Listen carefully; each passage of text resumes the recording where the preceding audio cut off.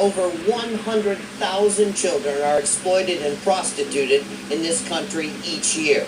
And most of them are young girls who are trapped at a very early age. But here in Washington, they're fighting back. And so are we all across the United States. A couple of weeks ago, the FBI and their partners, including the National Center for Missing and Exploited Children, took dead aim at the child sex trade. Nationwide sweep recovered 69 children who'd been trapped as sex slaves. It also arrested hundreds of adults accused of sex crimes against children.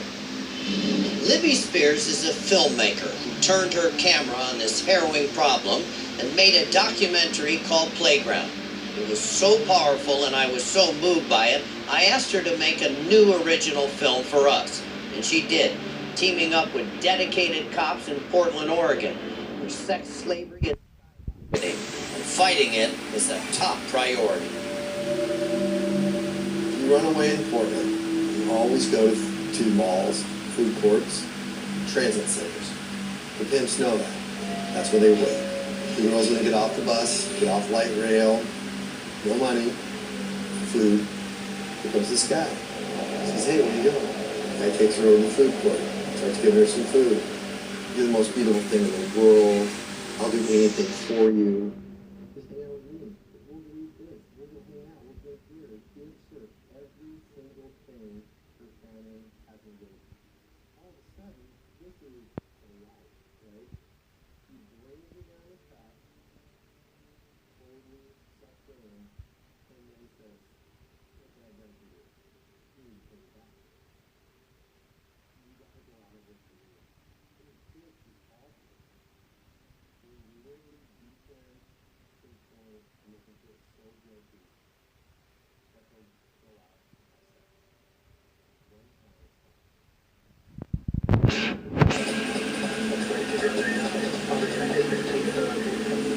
When I became a police officer in 1981, I didn't want to believe it was happening.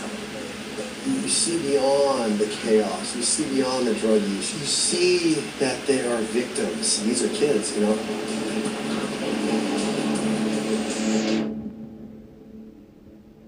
They're so used to having people not treat them like a human being. They're used to being treated with no respect. You know, if it's not the temple, you know, it's bizarre. I've been addicted several times. And almost getting that mindset of like, we have normal people running around the street and not lying at you and there's nothing to do. Like throwing food at you. And you're just like, it's maddening. Like, that's what I want to tell them. Like, I can't do something like this. Like ministers. One picked up 2 juvenile females. When school gets out, those circle girls that just got out of school.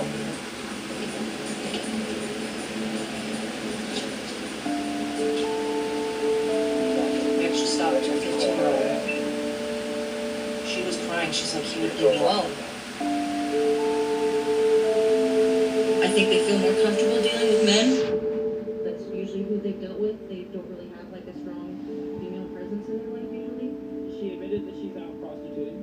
She started a couple years ago, she said. She did give me the history that when she was 6, she was raped.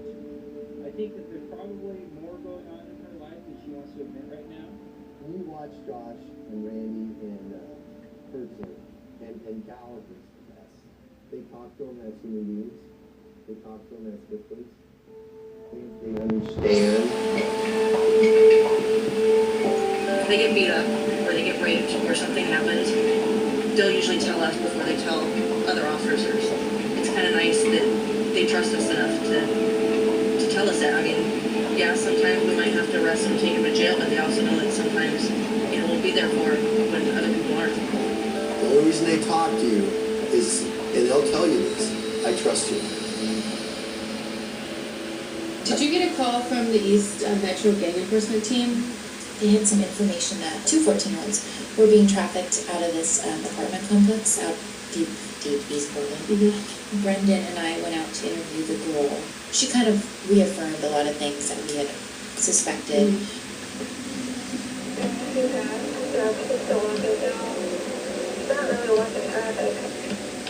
Well, you see where that light is? Yeah. There's a sign there and another staircase. So Just put it there. it's right there.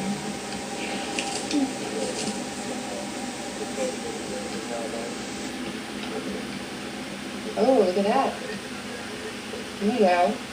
His friends is coming on. Definitely another pimp.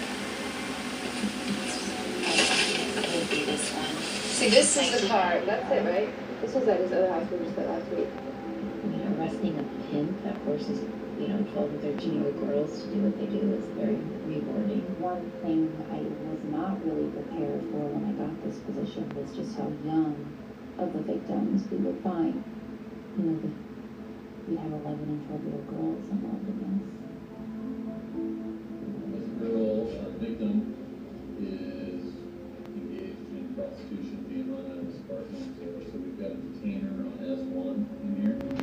If this guy never shows his head, we don't see any side of him, we're gonna go up, we're gonna surround the apartment, then we're gonna stack up, obviously, we're gonna key the door and cautiously clear the apartment. They don't care about the victims. I mean, they are looking at that girl as a dollar sign, and that girl is there solely to making money. This place is really cool. Cell phone, any cell phone.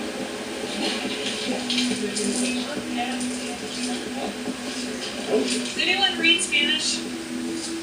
Did you notice this, Meg?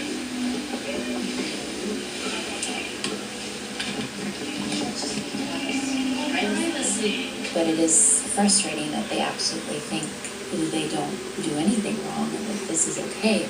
They just don't care.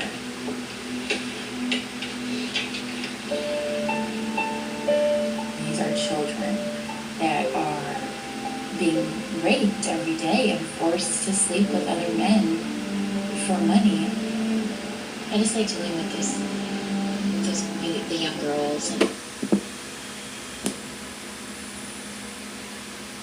and the emergence of a dangerous prescription cocktail that has already taken